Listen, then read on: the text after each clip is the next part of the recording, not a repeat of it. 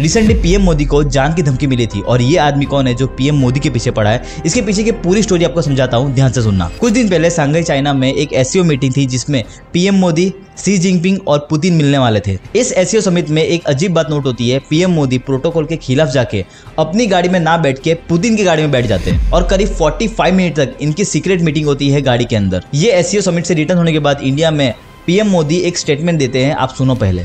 कल रात ही मैं जापान और चीन की यात्रा करके वापस लौटा हूं। आप गया था इसकी ताली बजा रहे हो, आया हूं इसकी ताली बजा रहे हो।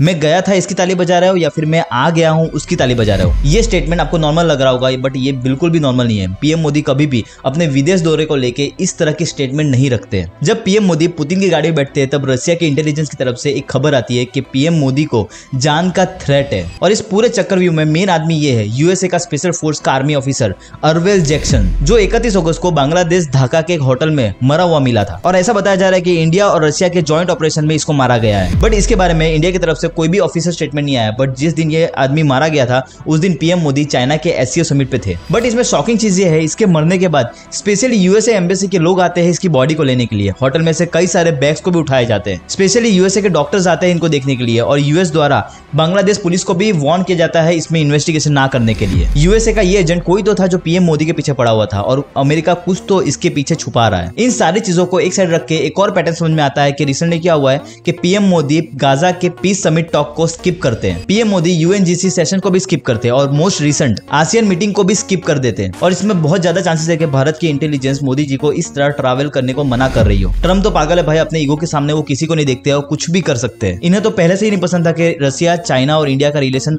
और भी ज्यादा स्ट्रॉन्ग होते जा रहा है। इसलिए हो सकता है कि ट्रम्प भारत के खिलाफ ये सारे एजेंट को खड़े करते जा रहे हैं। और ये जो पूरी रिपोर्ट मैंने आपको बताई, ये इंडिया की तरफ से कोई भी ऑफिशियल स्टेटमेंट नहीं आया है और आएगा भी नहीं, क्योंकि ऐसी चीजें डिस्क्लोज नहीं की जाती है। बट ये सारे पैटर्न से आपको क्या समझ में आता है मुझे कमेंट में जरूर बताना।